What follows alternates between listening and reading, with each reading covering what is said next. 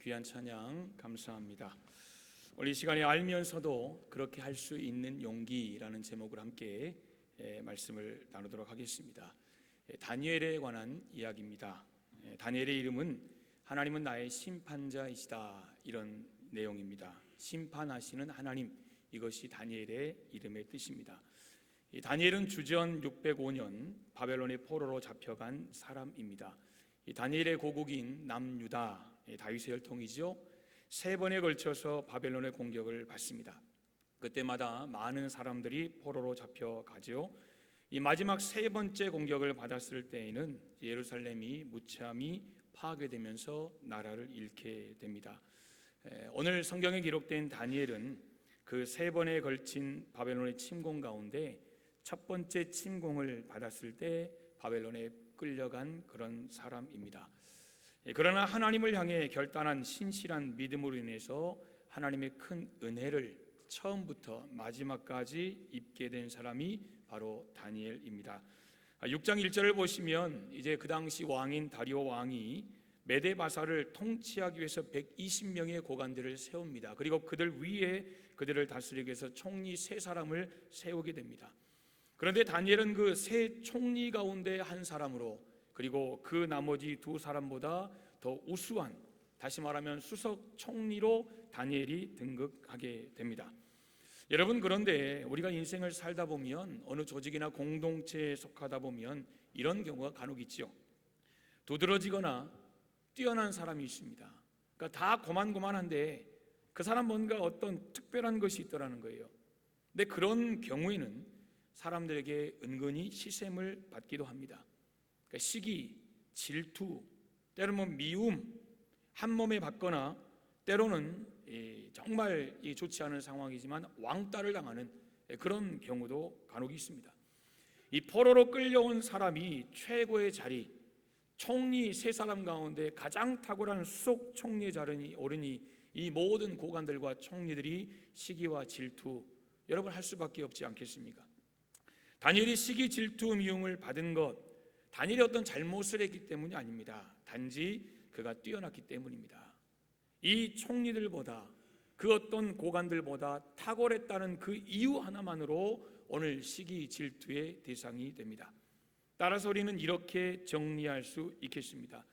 사람이란 존재는 참으로 이상해서 자기보다 못한 사람을 동정하고 그들을 도와주는 착한 사람도 자기보다 잘난 사람을 만나면 시기하고 질투하는, 이것이 사람이다. 다시 말하면 여러분, 우리 인간의 본성이 그렇다라는 것입니다. 아마 이 자리에 있는 우리 모두 가운데 나는 거기서 자유롭습니다 라고 하실 분은 모르겠습니다. 몇 분이나 계실지. 저를 비롯한 우리 모두에게는 솔직하게 이런 마음이 있습니다. 이게 인간의 본성이라는 것입니다. 오늘 메데바사의 관리들이 그렇게 다니엘을 안이꼬하고 시기질투하고 미워한 것은 이 다른 나라 사람으로, 특별히 포로로 끌려온, 여러분 그 다니엘을 보면서 단지 그들이 특별히 나빠서라기보다는 그것이 인간의 본성이기 때문이라는 거죠. 따라서 여러분이 다른 사람들로부터 시기와 견제를 받게 되면, 혹여라도 그런 때가 있으면 흥분하고 사람들 모아서 이간질하고 괴로워하고 그러지 말고, 내가 지금 잘 나가나 보다, 저 사람 보기에는 내가 참 부러운가 보다, 여러분 그런 여유 그리고 자존감을 갖는 그런 계기로 삼으면 좋겠습니다. 그리고 시기 질투하는 사람들에 대해서는 야, 저 사람 진짜 이상해, 절레절레 흔들지 말고 야, 저게 사람의 자연스러운 태도다, 너그러이 받아주는 그런 여러분 열린 마음이면 좋겠습니다. 그래야 우리 인간관계에서의 갈등을 우리가 줄이며 살아갈 수 있기 때문이죠. 이러한 상황에서 그들의 반응을 오늘 4절은 이렇게 기록합니다. 이에 총리들과 고관들이 국사에 대하여 다니엘을 고발할 근거를 찾고자 하였으나, 지금까지 다니엘이 고관이 되고 또 어떤 직위를 맡아서 일하는 가운데 다니엘이 국정을 돌보고 통치하고 이런 일들을 쫙 훑어보고 있다는 거죠. 물론 그 당시에 왕은 아니지만 정말 왕과 같이 탁월하게 그런 삶을 사는 다니엘, 지금 흠을 찾고자 했지만 아무 근거, 아무 허물도 찾지 못하였으니 이는 그가 충성되어 아무 그릇됨도 없고 아무 허물도 없음이더라 라고 성경은 말씀합니다. 다른 총리들과 고관들이 다니엘을 무너뜨리려 한다는 것입니다. 그래서 다니엘의 허물을 찾기 시작합니다. 지금 말하면 뒷조사하고 있습니다. 여러분, 세상에 털어 먼지 안 나는 사람이 어딨냐라고 말하지만 오늘 성경은 진짜 그런 사람이 있다라고 이야기를 해주고 있습니다. 그가 바로 다니엘입니다. 너무 깨끗합니다. 털었는데 먼지 하나 나지 않습니다. 분명히 먼지가 나야 정상인데 이 사람은 먼지 조금 나지 않습니다. 다니엘서 1장을 보면 다니엘은 어렸을 때부터 나라를 위해서 관리로 일해온 사람입니다. 그의 지금 나이가 85세쯤 되었을 것입니다. 다시 말하면 60년, 70년 가까이 공직 생활한 사람이 바로 다니엘이라는 거죠. 그런데 그 긴 세월을 공직에 있었음에도 불구하고 허물이 없다라는 것입니다. 그냥 야 좀 찾아봐 정도가 아닙니다. 모든 권력과 모든 인맥을 동원해서 다니엘을 뒷조사했다는 것입니다. 다니엘이 스스로 평가해서 나는 흠이 없다. 퇴직할 때 보니까 내 과거를 돌아보니까 내 공직 생활을 돌아보니까 나 정도면 괜찮아. 이 정도가 아니라 오늘 성경 보시면 다니엘을 해코지 하려는, 다니엘을 시기 질투하는 그 다른 총리들과 고관들이 다니엘을 끌어내리려고 모든 것을 동원해서 조사했는데 다니엘에게 흠이 없더라는 것입니다. 여러분들이 이 짧은 구절을 통해서 다니엘이 그동안의 삶을 어떻게 살아왔는지 우리는 정확하게 볼 수 있습니다. 다니엘은 정직했습니다. 한평생, 여러분 반년 이상, 정말 반백년 이상을 관리로서 살아왔지만 긁어 부스럼 없다는 거예요. 뇌물 받은 거 없다는 거예요. 사사로운 일로 인해서 일을 망친 적 없다는 거예요. 일의 결정을 내릴 때 모든 것이 지혜롭고 대충대충 한 것이 없더라는 거예요. 모든 매사가 바르고 최선을 다했던 다니엘의 모습을 오늘 성경은 그렇게 표현하고 있습니다. 사랑하는 여러분, 이런 다니엘의 모습이 오늘을 살아가는 저와 여러분, 우리 그리스도인들이 본받아야 할 모습이라고 생각을 합니다. 우리는 우리에게 주어진 삶을 살아갈 때 그릇됨 없이 정직하고 진실하게 살아야 한다는 것입니다. 최선을 다해야 하고 또한 바르게 판단하는 그런 지혜를 가지고 정말 진실하게 살아가야 하겠다는 것입니다. 그래서 세상의 사람들이 우리에게 허물을 찾으려 할지라도 찾을 수 없을 정도로 그렇게 바르게 살아야 한다는 거죠. 결국 이들이 트집 잡은 것이 무엇입니까? 다니엘의 삶을 트집 잡을 수 없는 거예요. 그의 인격도, 그의 공직생활도, 그의 삶 자체, 가정생활 흠잡을 게 없는 거예요. 인간관계 흠잡을 게 없는 거예요. 그래서 결국 그들과 다른 유일한 하나, 다니엘의 신앙을 트집 잡기 시작합니다. 5절입니다. 그들이 이르되 이 다니엘은 그 하나님의 율법에서 근거를 찾지 않으면 그를 고발할 수 없으리라. 다 찾아보니까 하나님의 율법, 그들이 섬기지 않는 그 하나님, 그들과 상관없는 그 하나님, 그러나 오직 다니엘이 순종하고 따라가는 그 하나님의 율법, 다니엘의 삶의 중심이 되는 그 하나님의 율법, 그러나 그들은 그것을 여러분 대적하지 않습니까? 그것에서 근거 찾지 않으면 고발할 수 없다는 거예요. 방법이 없다는 거예요. 그의 신앙을 물고 늘지 않으면 더 이상 방법이 없다는 거예요. 다니엘을 시기 질투하던 고관들은 다니엘이 하나님께 대한 신앙과는 절대 포기하지 않을 것이다 확신을 한 거예요. 야, 저 사람 목에 칼이 들어와도 절대 신앙 포기 안 할 사람이야. 그러니까 이거 걸고 넘어지면 무조건 넘어져. 유일하게 다니엘을 넘어뜨리게 할 수 있는 방법은 바로 그거 하나였어요. 그래서 묻는 거예요. 여호와 하나님께 대한 신앙을 선택할래? 다리오 왕에 대한 충성을 선택할래? 하나를 선택해라. 그러나 그 결과는 죽음이냐 생명이냐 둘 중 하나다. 선택은 네 몫이다. 그 선택을 요구했을 때 다니엘이 정말 다리오 왕에게 신앙과 믿음, 나는 오직 하나님을 향한 그렇게 고백할 것을 알았기에 그들은 그거 하나 가지고 다니엘에게 찾아온 것입니다. 사랑하는 성도 여러분, 다니엘을 시기하던 관료들조차 인정할 만큼 여호와 하나님께 대한 다니엘의 신앙은 진실했습니다. 신실했습니다. 그들이 확신한 대로, 아니 그들이 기대한 대로 다니엘은 메데바사의 왕 다리오에 대한 충성보다 온 우주 만물의 왕 대신 하나님을 향한 충성, 그것을 결국 선택을 합니다. 그게 바로 10절의 내용입니다.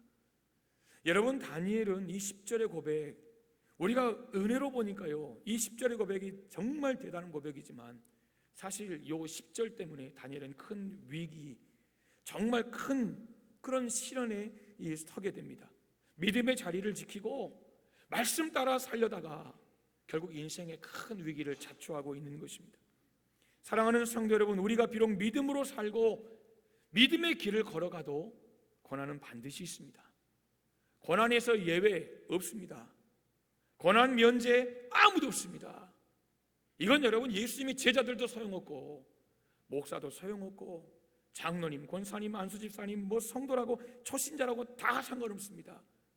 고난은 누구에게나 있습니다. 면제 없습니다. 머리부터 발끝까지 믿음으로 충만한 성도일지라도 반드시 고난의 터널을 지날 때가 있기 마련입니다.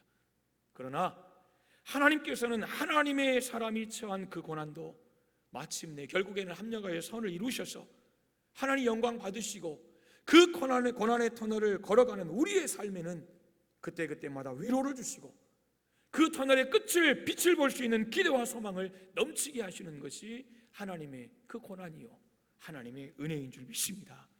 그러므로 여러분, 우리가 이런 찬양하잖아요. 왜 나만 겪는 고난이냐고, 왜 나만 겪는 고난이냐고. 우리는 여러분 이런 불평할 필요 없는 거예요. 왜 이런 슬픔이 내게 찾아왔느냐고 우리는 원망할 필요도 없다는 거예요. 주님은 지금도 우리를 위해 일하고 계십니다. 주님은 지금도 우리의 손을 잡고 계십니다. 그러므로 주님이 나와 함께 하심을 믿는다면 그 가사 고백처럼 어떤 역경도 어떤 고난도 우리는 이겨낼 수 있는 것입니다. 다니엘에게 위기가 찾아왔습니다. 위기 속에 선 다니엘, 여러분, 사람은 위기 속에서 그 진가를 발휘한다고 이야기합니다. 그 사람은 위기가 오히려 하나님의 축복일 때가 있어요. 모든 사람들의 신앙이 다 똑같은 것 같아요. 다 훌륭한 것 같아요. 그러나 신앙의 위기가 딱 찾아오면 이게 진짜인지 가짜인지, 이게 쭉정인지, 이게 알곡인지 껍데기인지 정확하게 나온다는 거예요. 하나님, 여러분, 코로나가 우리 교회를 여러 가지로 전 세계 교회를 힘들겠지만 그러나 진짜 신앙인지 아닌지 여러분 한번 걸러주는, 우리가 좋게 생각했어요. 좋게 생각해서 100번 좋게 생각해서 여러분 그런 기능을 한 거 아닙니까? 다 똑같은 줄 알았어요. 목회자나 장로님이나 권사님이나 안수집사 다 똑같은 줄 알았어요. 신앙 위기가 딱 찾아오니까 나는 못 가요. 정부에서 하지 말하잖아요. 이건 덕이 아니에요. 그렇게 가면 안 돼요. 무서워요. 코로나 걸리면 어떡해요? 그대로 나와요. 괜찮습니다. 정부에서 반한 대로 20명씩 쪼개서 합니다. 오세요. 오시기만 하면 10부고 20부고 그냥 주일 온종일 예배를 드려도 예배를 드리렵니다. 그래도 요지부동인 분들이 계셨어요. 그래도 변함없는 분들이 있었어요. 나는 코로나 끝나기 전까지. 끝나고 보니까 끝났어요. 그분의 신앙도. 코로나 끝나고 나니까 그분의 신앙도 끝나버리더라는 거예요. 위기가 오니까요, 신앙이 그대로 드러나요. 적나라하게 아예 발가벗겨버렸어요. 하나님이 그대로 드러났어요. 그대로. 지금도 회복이 안 된 교회들이 얼마나 많은 줄 아십니까? 말씀드린 것처럼 8,000개가 사라져버렸다. 한국교회가 그렇게까지 이야기할 정도로. 코로나 전에는 그런 대로 교회 위기가 오니까요, 다 아마 이 시대에 저를 포함하여 드린 말씀입니다.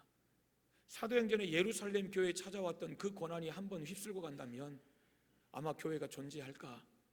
우리가 그렇게 기도하는 것처럼 대성교회가, 이 땅의 교회가 주님 다시 오실 그 재림의 때까지 과연 그렇게 존재하는 건강한 교회로 남아있을까? 사랑하는 성도 여러분, 사람은 위기 속에서 그 진가를 발휘하는 거예요. 똑같은 1 더하기 1이 몇입니까? 다 2라고 합니다.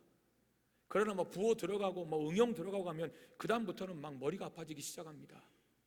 공부한 사람만이, 수학에 정말 재미가 있는 사람만이 풀어내는 거예요. 다 똑같이, 다 같은 것 같지만 위기가 닥치니까 거기서 진짜 내 모습이 발가벗겨지더라는 거예요. 여러분 그렇잖아요. 그러니까 사람을 한번 긁어볼 필요가 있는 거예요. 그래야 나오는 거예요. 직분자로 서기 전에 한번 긁어볼 필요가 있는 거예요. 제가 그런다는 게 아니에요. 제가 그런다는 게 아니라 정말 그 사람의 진면목을 보려면 한번 긁어볼 필요가 있는 거예요. 그때 나오는 거예요.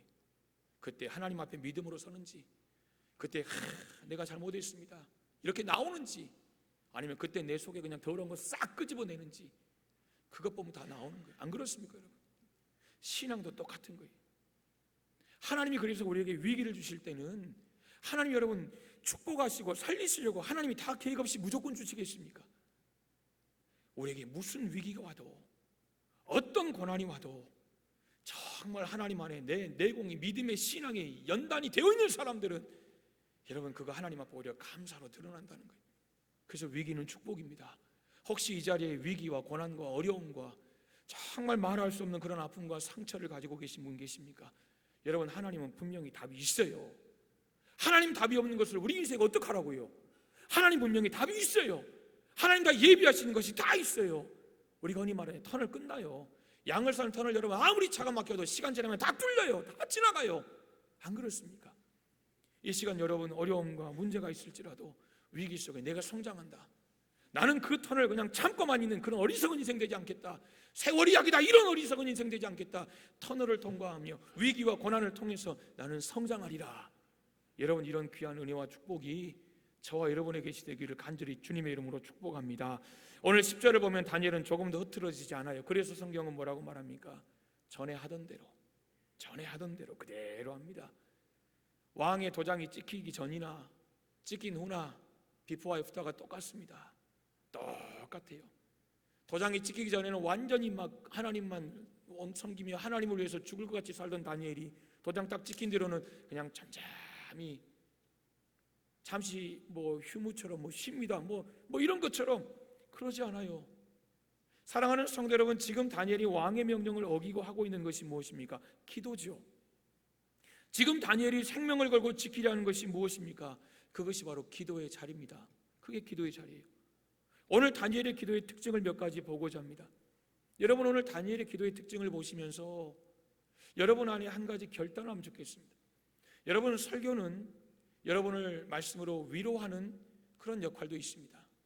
그러나 또 여러분의 심령을 깨는 역할도 있습니다. 설교를 여러분 무조건 위로받으려고만 설교를 들으면 안 됩니다. 하나님 위로도 주시지만 그러나 설교를 통해서 내가 변화되는 것, 그게 말씀의 능력이에요. 오늘 기도하신 것처럼 여러분 믿음은 삶으로 나타나야 되는 거예요. 삶의 행위가 변화돼야 진짜 믿음인 거예요.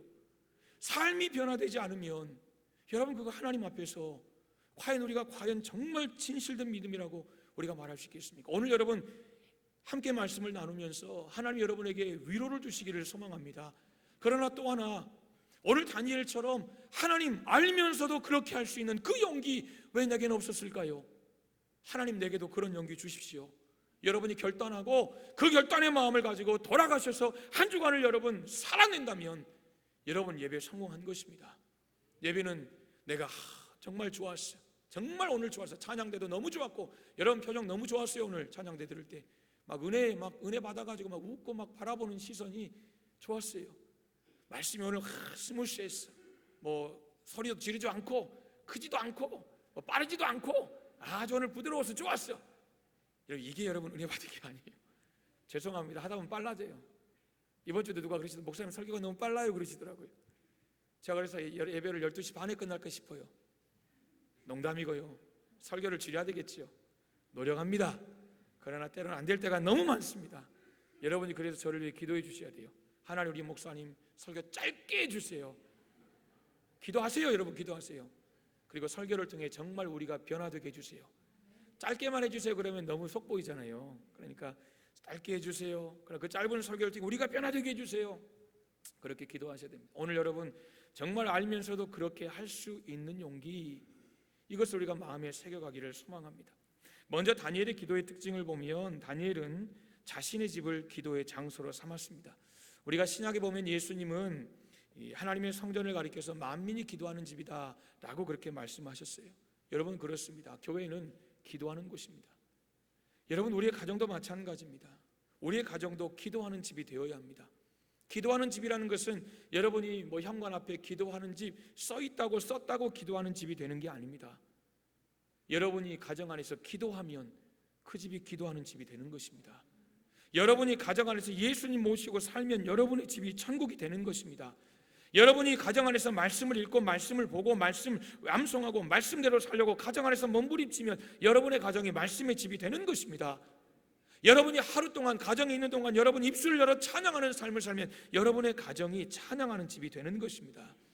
많은 사람들은 집 하면 먹는데 자는데 그리고 편안하게 쉬는데 아주 편안한 옷을 입고 여러분 그런 쉬는 곳이지만 오늘 다니엘에게는 쉼의 장소뿐만 아니라 기도의 자리였다는 것입니다. 다니엘에게 있어서 집이라는 것은 가족들과 함께 사랑을 나누는 사랑의 보금자리임과 동시에 기도로 하나님을 만나는 영적 만남의 장소, 이 만남의 광장이 바로 자신의 집이었다는 것입니다. 사랑하는 여러분, 저와 여러분의 집이 맛있는 음식을 사랑하는 가족과 함께 나누는 곳이 되기를 소망합니다. 하루의 피곤을 말끔히 씻어내는 평안과 쉼 있는 자리가 되기를 소망합니다.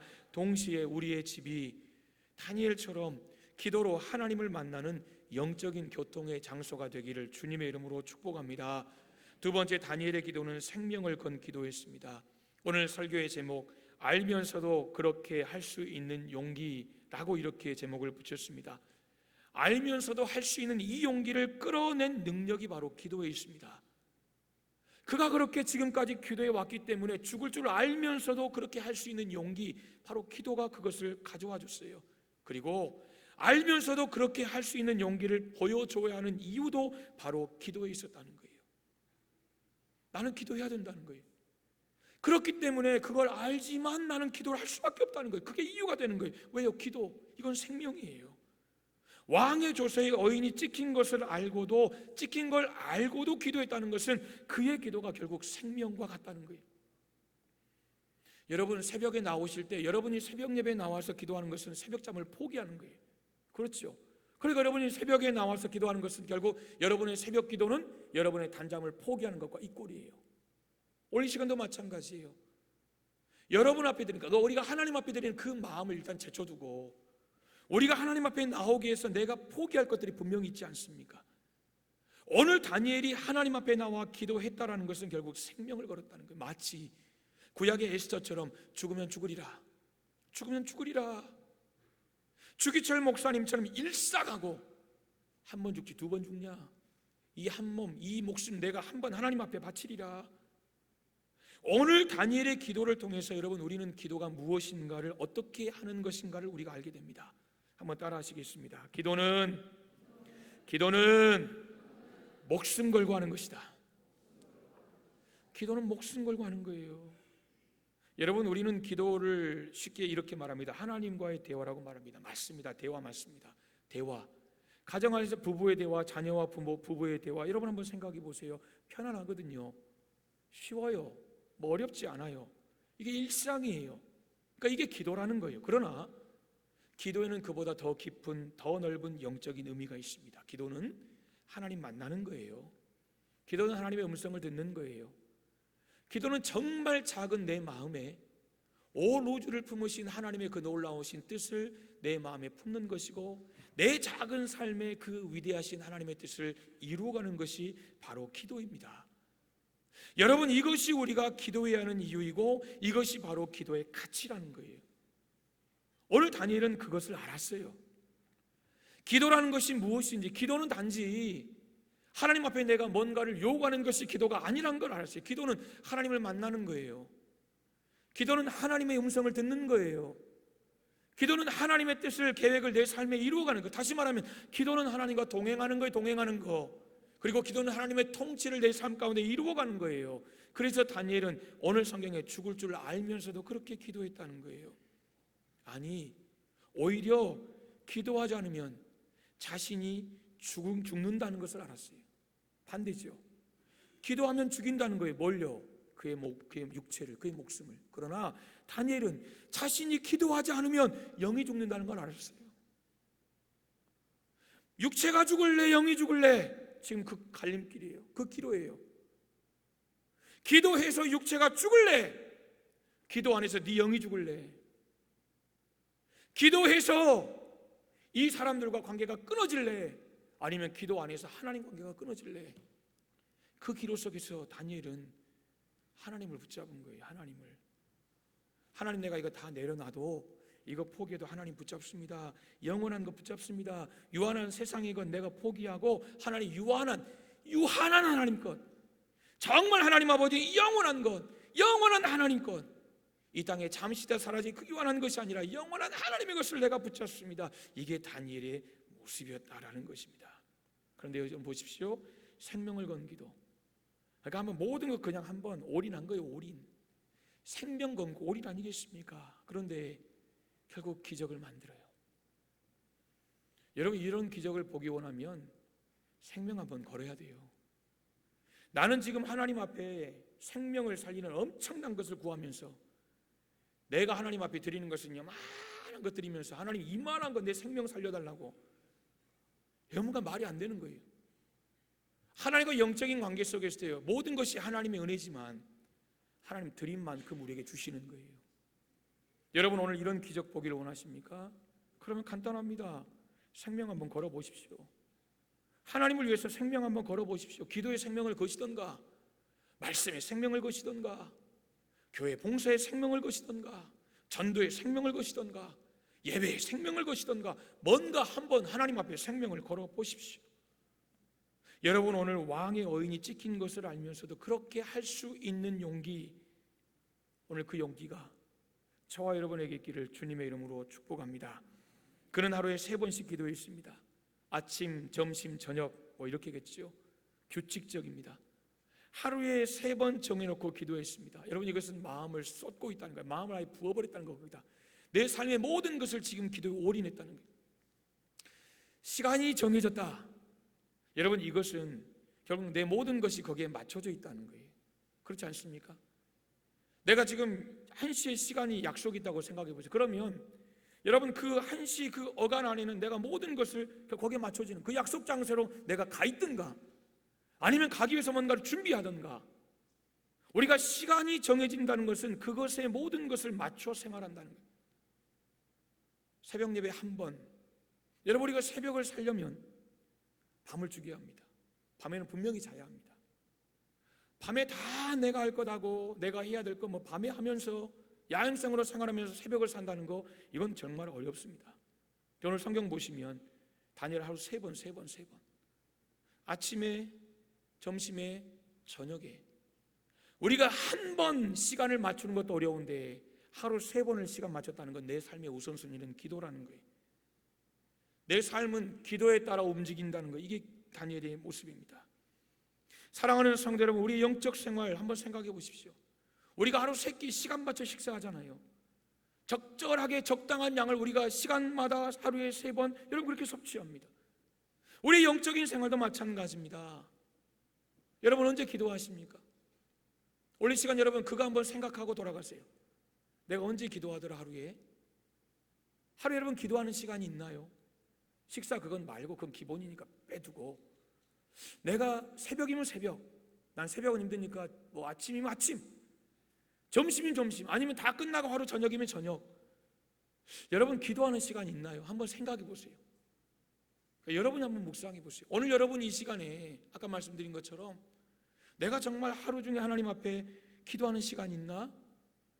여러분 있는지 한번 생각해 보시고, 없다면 하나님, 내가 오늘부터, 아니 내일부터 정말 하루 이 시간만큼은 하나님과 기도하는 시간으로, 여러분이 오늘 이 설교를 듣고 그렇게 결단한다면 여러분을 예배에 성공한 거예요.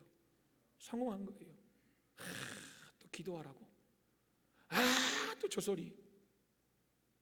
여러분, 이러면 안 돼요. 마음을 여세요. 마음을 열어야 돼요. 기도를 하고 있는 분들은 물론 우리가 드러낼 거 자랑할 필요는 없지만, 내가 기도하고 있다면 하나님, 내가 더 간절하게 기도할 수 있도록 오늘 다니엘처럼 알면서도 그렇게 할 수 있는 용기를 내게 주옵소서. 기도하시고, 혹시 내가 하루를 살아가지만 많은 건 내가 하시고 다 하면서 하나님께 드리는 기도의 시간이 없다면, 여러분 이 시간 작정하세요. 하나님, 내가 이 시간만큼은 단 5분이라도, 정말 5분이라도 하나님 앞에 내가 기도하겠습니다. 기도 어떻게 하는지 모르시면 저한테 오세요. 기도 내용이 없으면 저한테 오세요. 여러분, 기도 내용이 얼마나 많습니까? 나라 보세요. 나라. 기도 내용이 한두 가지입니까? 우리의 기도가 필요한 사람이 한두 사람입니까? 얼마나 많습니까? 기도해야 될 때라는 거예요. 기도거리가 얼마나 많은지 몰라요. 사랑하는 성도 여러분, 우리가 그렇게 기도의 시간, 우리의 삶이 하나님 앞에 드려지는 기도의 삶이 되기를 주님의 이름으로 축복합니다. 오늘 마지막으로 다니엘은 감사했습니다. 감사할 수 있는 상황이 아니에요. 그런데 그의 삶이 여러분 그런 삶이다 보니까 정말 하나님 앞에 믿음으로 서 있는 삶이다 보니까 감사가 넘쳐나는 거예요. 여러분 이런 사람, 오늘 다니엘과 같은 사람 얼마나 하나님이 기뻐하시겠어요? 우리가 생각해 보면요, 여러분 감사는요 어떤 의미에서 선택이에요. 선택이에요. 감사를 택하든 불평을 택하든 이건 자유예요. 그러니까 늘 우리의 상황은 보세요, 모든 상황 여러분 그 결과는 다 달라요.